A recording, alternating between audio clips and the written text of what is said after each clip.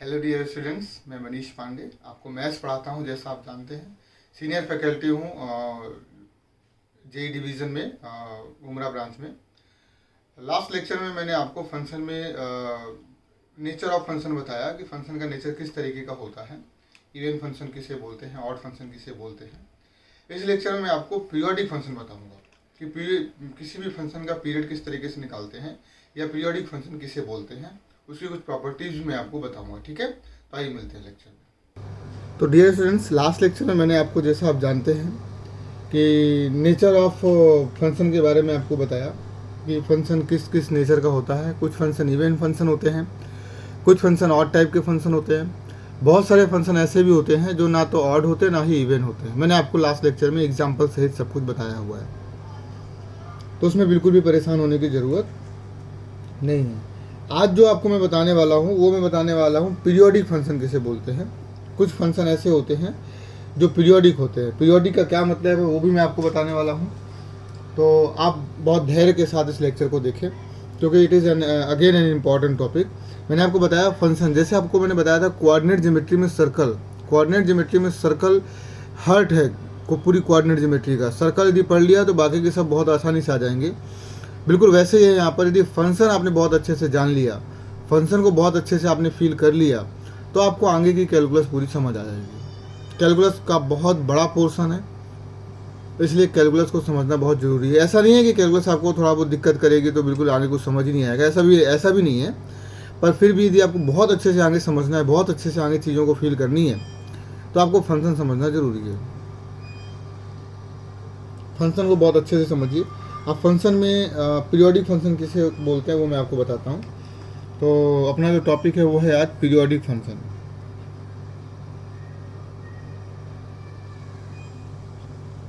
Periodic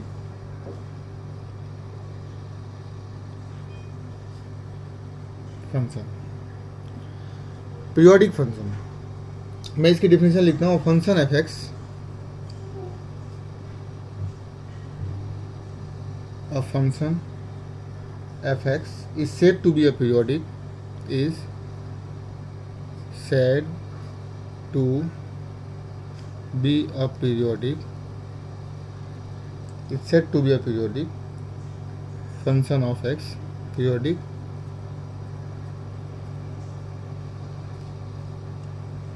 function of x if there exists, if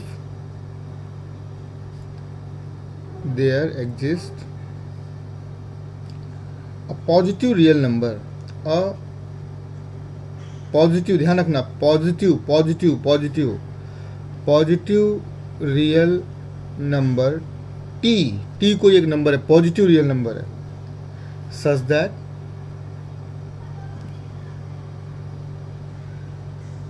अभी मैं आपको समझाऊंगा, do not worry, such that F X plus T is equal to F X. ये है मतलब इसका। अब इसमें मैंने आपको बोला जो टी मैंने लिया है, तो स्मॉलेस्ट, ये भी ध्यान रखना, स्मॉलेस्ट वर्ड टी के वैल्यू आपको बहुत बड़ी बड़ी दिखेंगी, मतलब रिपीट करेगा टी, मैं आपको बताऊंगा अभी। लेकिन टी की जो सबसे स्मॉलेस्ट वैल्यू होगी, smallest value of T is called period of function. अब मैं आपको इसको समझाता हूँ। ये मैंने जो लिखा है, डेफिनेशन जो लिखी है मैंने आपके सामने, मैं पहले से भी लिख के रख सकता था, लेकिन मैंने जानबूझ के नहीं लिखा क्योंकि आपको समझाऊँ मैं।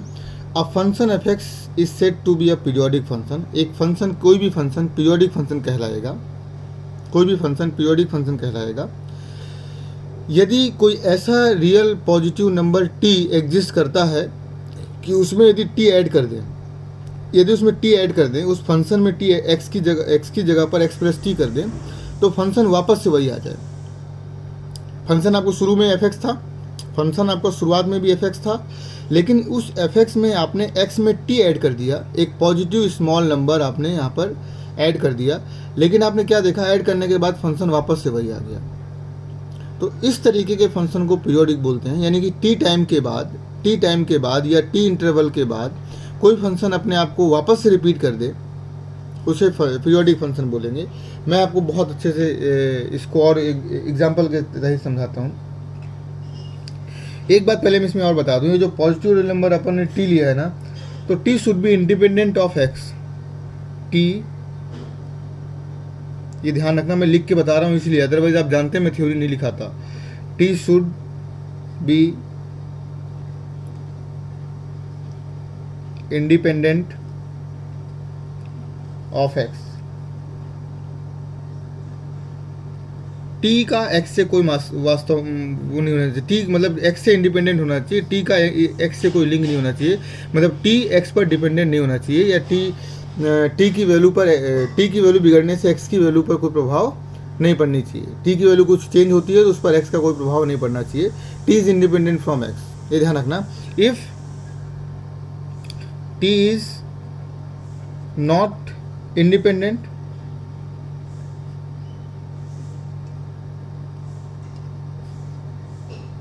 then fx is not periodic, तो fx पीरियोडिक नहीं होगा, तो fx पीरियोडिक नहीं होगा। तो ये बहुत ध्यान से आपको समझना है कि पीरियोडिक फंक्शन किसे बोलते हैं। मैं आपको अपनी लैंग्वेज में समझाता हूँ जो आप समझ सकते हैं। एक ऐसा फंक्शन जो टी इंटरवल के बाद अपने आप को रिपीट करे, वापस से वही फंक्शन आ जाए। यदि आपने उसमें टी टाइम मतलब चल दिए, फिर से वो अपने आप को रिपीट कर रहा है, तो उसे पीरियोडिक फंक्शन बोलते हैं। मोस्टली जो ट्रिग्नोमेट्रिकल फंक्शन होते हैं वो होते हैं पीरियोडिक। मोस्टली जो ट्रिग्नोमेट्रिकल फंक्शन होते हैं वो होते हैं पीरियोडिक फंक्शन। तो मैं आपको उसका एग्जांपल समझाता हूँ। और भी कुछ फंक्शंस हैं जो पीरियोडिक होते हैं, ऐसा नहीं कि सिर्फ ट्रिग्नोमेट्रिकल होते हैं, पर मोस्टली जितने भी ट्रिग्नोमेट्रिकल फंक्शन हैं वो पीरियोडिक फंक्शन कहलाते हैं। जैसे एग्जाम्पल के तौर पर मैं आपको कोई फंक्शन ले लूँ, F X is equal to sine X. Sine X का ग्राफ आप जानते हैं, बचपन से पढ़ते चले आ रहे हैं। ये लीजिए, ये हुआ साइन एक्स का ग्राफ। फिर ये और आगे बढ़ेगा, ऐसे चलता जाएगा ग्राफ। तो आपने क्या नोट किया कि 0 ये पाई है, ये 2 पाई है। 0 से लेकर 2 पाई तक ग्राफ तो लगातार चेंज हुआ, लेकिन 2 पाई के बाद ग्राफ देखिए फिर से रिपीट हो रहा है, वैसा का वैसे दोबारा शकल आई, फिर तीसरी बार शकल आई।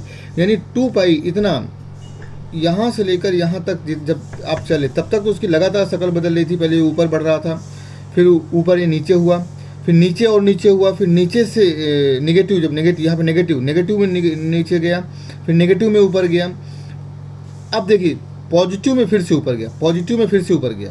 पहले क्या था, पॉजिटिव में ऊपर गया, ये ऊपर लाइन से ऊपर पॉजिटिव है, लाइन से नीचे नेगेटिव है।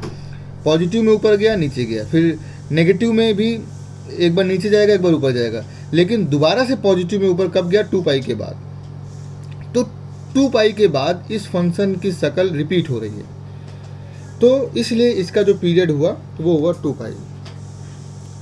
जिस टाइम इंटरवल के बाद, यानी कि मैं ऐसा बोल दूं कि एफ एक्स में यदि साइन 2 पाई प्लस एक्स कर दें तो वापस से साइन एक्स आ जाएगा। तो एक्स प्लस टी, ये टी है, ये क्या है, टी है। आप जानते हैं 2 पाई का मतलब 360 होता है। 360 प्लस थीटा साइन थीटा होता है, फर्स्ट क्वाड्रेंट में चला जाता है। 360 प्लस थीटा कौन से क्वाड्रेंट में होता है, फर्स्ट क्वाड्रेंट में। तो 360 प्लस थीटा क्या हुआ, साइन थीटा हो जाएगा, साइन भी चेंज नहीं होगा और शक्ल भी नहीं बदलेगी। तो ये पीरियोडिक फंक्शन है। तो जिस टाइम इंटरवल के बाद कोई भी फंक्शन अपने मतलब अपनी शक्ल को वापस से रिपीट करता है, उसे ट्रिग्नोमेट्रिकल फंक्शन बोलते हैं, उसे पीरियोडिक फंक्शन बोलते हैं। तो पीरियोडिक फंक्शन आपको समझ आ गया होगा। एक और एग्जांपल मैं आपको बताता हूं। जैसे मान लीजिए एक एग्जांपल ले लेते हैं कॉस का। कॉस तो सेम ही है, चलो बता देता हूं कॉस का। जैसे मान लीजिए कॉस एक्स, तो कॉस एक्स का ग्राफ भी आप जानते हैं, मैं आपको ग्राफिकली समझा रहा हूँ। कॉस एक्स का ग्राफ यहाँ से स्टार्ट होता है, ये देखिए यहाँ तक तो सेम जाएगा। ये देखिए यहाँ ऊपर आ गया वापस से, पहले ऊपर नीचे गया, ऊपर से नीचे गया पॉजिटिव में, फिर नेगेटिव में नीचे गया, नेगेटिव में ऊपर गया, नीचे जाना ऊपर आना, और नेगेटिव में ऊपर जाना। यहाँ पे नीचे आना था, यहाँ ऊपर जाना था, यहाँ तक हो गया। अब जरा देखो पॉजिटिव में फिर से नीचे जा रहा है, पॉजिटिव में नीचे यहाँ भी तो गया था, यानी यहाँ से ग्राफ रिपीट हुआ। तो इसमें जानते हैं आप, ये π/2 होता है, ये पाई होता है, ये 3π/2 होता है, ये 2 पाई होता है। 2 पाई इंटरवल के बाद फिर से ग्राफ रिपीट हुआ। फिर यहाँ पर यहाँ तक आएगा, यहाँ के बाद फिर से ग्राफ रिपीट होगा। तो हर 2 पाई के बाद इसकी शक्ल रिपीट हो रही है, तो ये भी इसका भी इंटरवल 2 पाई हो गया। तो इसका भी जो टाइम पीरियड है वो भी क्या है, 2 पाई है। इसे बोलते हैं इंटरवल, और जिस टाइम इंटरवल के बाद वो अपने आप को रिपीट करता है उसे बोलते हैं क्या, पीरियड। तो किसी भी फंक्शन का पीरियड क्या है, जिस टाइम इंटरवल के बाद वो फंक्शन अपने आप को रिपीट करे, या उस फंक्शन का ग्राफ वापस से रिपीट हो वैसे का वैसा जैसे पहले था, टी टाइम के बाद, जिस टाइम के बाद किसी भी फंक्शन का ग्राफ वापस से उसी शक्ल में रिपीट हो जाता है, तो उसे उस फंक्शन का पीरियड बोलते हैं। आपको हर बार ग्राफ नहीं बनाना पड़ेगा, डू नॉट वरी, आपको ग्राफ नहीं बनाना पड़ेगा। मैं आपको तरीका बताऊंगा कि किस तरीके से फंक्शन आप निकाल सकते हैं। तो आप तरीके पर जाइएगा तो आपको दिक्कत नहीं होगी। आप सिर्फ तरीके पर ध्यान रखिएगा किस तरीके से अपन ग्राफ का, किसी भी ग्राफ का पीरियड निकाल सकते हैं। मैं आपको एक टेबल बनवाता हूँ बेटा, तो उसमें कुछ स्टैंडर्ड पीरियड्स लिखे हुए हैं कि किस फंक्शन का पीरियड कितना होता है, तो वो आप ज़रा ध्यान से देख लीजिए। Standard result on periodic function,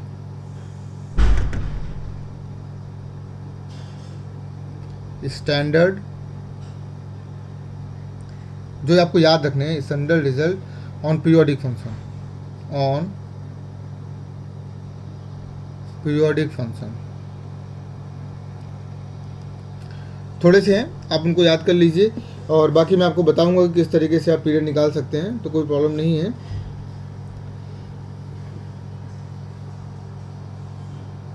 तो जरा ध्यान से देखिएगा।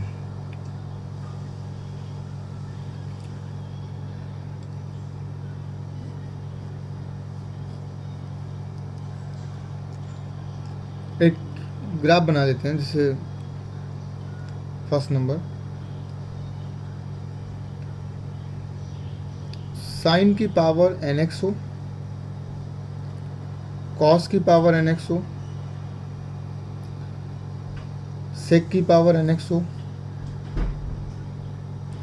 कॉसेक की पावर nx हो, कुछ भी हो, इन चारों में से कोई भी हो, तो इसका पीरियड दो बातों पर डिपेंड करेगा। इसका पीरियड पाई होगा इफ n इज इवन, यदि ये n पावर जो n है इवन नंबर है तो इसका पीरियड पाई होगा, अदरवाइज इसका पीरियड 2 पाई होगा।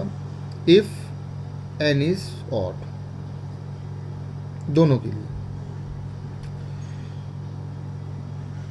साइन की पावर यदि 2x है, यानी साइन स्क्वायर x है, साइन की पावर 4x है, तो कोई पूछे साइन की पावर 4x का पीरियड क्या है, तो पाई। कोई पूछे सेक की पावर 4x का पीरियड क्या है, तो पाई। कोई पूछे कॉसेक की पावर 4x का पीरियड क्या है, पाई। यदि n इवन है तो इनका जो पीरियड होगा वो होगा पाई। लेकिन यदि पूछे साइन क्यूब x का पीरियड क्या होगा, तो साइन क्यूब x का पीरियड 2 पाई होगा। कॉस क्यूब x का पीरियड क्या होगा, 2 पाई होगा। अब साइन क्यूब x हो या साइन x हो, साइन x का भी पावर क्या हो जाएगी, 1 हो गई ना, तो 1 तो ऑड है ना, तो साइन x का भी पीरियड क्या होता है, 2 पाई होता है। साइन x का भी पीरियड क्या होता है, 2 पाई, क्योंकि साइन x लिखा हुआ है तो साइन की पावर कितनी लिखी हुई है, 1, तो n क्या हो गया, ऑड हो गया ना, n ऑड है तो पीरियड 2 पाई होगा। ऐसे दूसरे नंबर में यदि मान लीजिए अब 10 की बारी आ गई, 10x लिखा हुआ है या फिर कॉट की पावर nx लिखा हुआ है, तो इसका पीरियड हमेशा पाई रहेगा। अब चाहे n आपका ऑड हो और इवन हो। ये एक टेबल सा बना लेते हैं जिससे आपको याद रहेगा।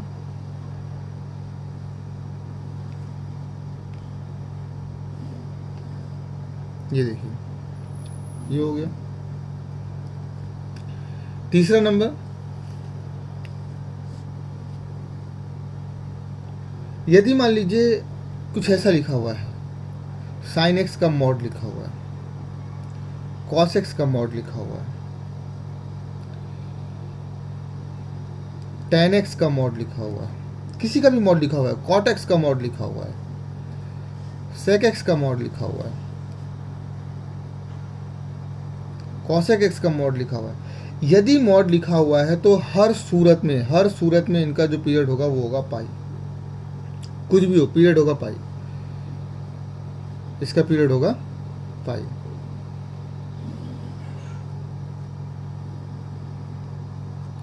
पीरियड है पाई, कुछ भी हो, पीरियड पाई। आई होप ये समझ आ गया होगा। अभी मैं आपको एक बहुत इंपॉर्टेंट चीज़ बताने वाला हूँ, आप जानते हैं इसके बारे में, थोड़ा बहुत जानते होंगे। एक फंक्शन होता है, एक तरीके का फंक्शन होता है जिसे बोलते हैं greatest integer. Greatest integer fractional part बोलते हैं। तो उस फंक्शन को उन फंक्शन के बारे में भी अपन सीखेंगे, उसका ग्राफ बनाना सीखेंगे, किस तरीके से उसके ग्राफ बनते हैं, उन फंक्शन को क्या बोलते हैं। तो बेसिकली वो अपन सीखने वाले हैं वन बाय वन। लेकिन मैं आपको फ़िलहाल अभी के बारे में अभी थोड़ा सा उसके बारे में आपको बता देता हूँ कि उसको क्या बोलते हैं। तो ग्रेटेस्ट इंटीजर जो फंक्शन होता है, ग्रेटेस्ट इंटीजर जो फंक्शन होता है, एक्स में से इस ग्रेटेस्ट इंटीजर को यदि माइनस कर दिया जाए तो इसे बोलते हैं फ्रैक्शनल पार्ट ऑफ एक्स। इसका पीरियड हमेशा होता है 1। इसका पीरियड होता है हमेशा 1।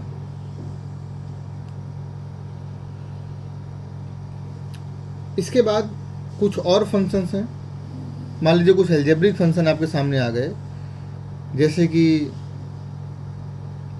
देखो ये ग्रेटेस्ट इंटीजर और फ्रैक्शनल पार्ट ये मैं आपको बाद में समझाने वाला हूँ। किसी भी मतलब मैं आपको समझा देता हूँ थोड़ा सा। ग्रेटेस्ट इंटीजर का मतलब होता है जैसे 2.5 का जो ग्रेटेस्ट इंटीजर होगा वो होगा 2 डेसिमल के इधर वाला नंबर। जैसे मान लीजिए 4.9999 लिखा हुआ, तो 4.999 का भी ग्रेटेस्ट इंटीजर 4 ही होगा। ऐसा नहीं कि आप सोचेंगे 5 के पास है तो 5 हो जाएगा, 4 ही होगा। जैसे मान लीजिए 3.00001 लिखा हुआ है तो उसका ग्रेटेस्ट इंटीजर 3 होगा। डेसिमल के इधर जो नंबर लिखा हुआ है वो है ग्रेटेस्ट इंटीजर। तो x का मतलब हो गया 3.001, ग्रेटेस्ट इंटीजर का मतलब हो गया 3। तो 3 में से वो जो पार्ट चला जाएगा, 3.001 में से 3 चला जाएगा तो क्या बचेगा 0.0001। डेसिमल के बाद वाली वैल्यू को फ्रैक्शनल पार्ट ऑफ x बोलते हैं। ये है फ्रैक्शनल पार्ट ऑफ x। इसका आंसर हमेशा 1 से छोटा होगा क्योंकि डेसिमल में होगा। जैसे x की वैल्यू 2.5 है तो उसका ग्रेटेस्ट इंटीजर क्या होगा 2। तो 2.5 में से 2 जाएगा, क्या बचेगा 0.5। तो 0.5 इसकी वैल्यू हो गई। तो इसकी वैल्यू हमेशा 1 से कम आएगी। तो x तो कोई नंबर हो गया, जैसे मान लीजिए 3.999 हो गया तो इसका ग्रेटेस्ट इंटीजर कितना हुआ 3। तो 3.99 में 3 चला जाएगा तो कितना बचेगा 0.999। तो हमेशा इसकी वैल्यू आएगी 1 से कम। तो इसका पीरियड होता है हमेशा 1। तो ये अभी आप सिंपल समझ लीजिए। इसके बाद मैं आपको बताता हूँ कुछ और। जैसे मान लीजिए कुछ ऐसे अलजेब्रिक फंक्शन है, √x है, x² है, x³ + 5 है, कुछ ऐसे यदि फंक्शन लिखे हुए हैं तो इसका जो पीरियड होता है वो एग्जिस्ट ही नहीं करता है। तो पीरियड डज नॉट एग्जिस्ट। ये क्योंकि पीरियोडिक होते ही नहीं, ये कभी भी इनकी शक्ल बदलती नहीं है, लगातार चेंज होती रहती है। Period does not exist. इसमें बहुत सारी बातें हैं, सिर्फ इतनी ही बातें नहीं हैं। इसमें मैं और भी बहुत सारी बातें आपको बताने वाला हूं, लेकिन वो मैं आपको बताऊंगा नेक्स्ट लेक्चर में। नेक्स्ट लेक्चर में अपन पढ़ेंगे प्रॉपर्टीज़ ऑफ पीरियोडिक फंक्शन क्या होती हैं, तो वो मैं आपको बताऊंगा नेक्स्ट लेक्चर में। नेक्स्ट लेक्चर का वेट करते हैं। नेक्स्ट लेक्चर में मैं आपको बहुत इंपॉर्टेंट चीज़ें बताने वाला हूँ, तो वो थोड़ा सा आप ध्यान रखेंगे। तो अपन मिलते हैं नेक्स्ट लेक्चर में, राइट।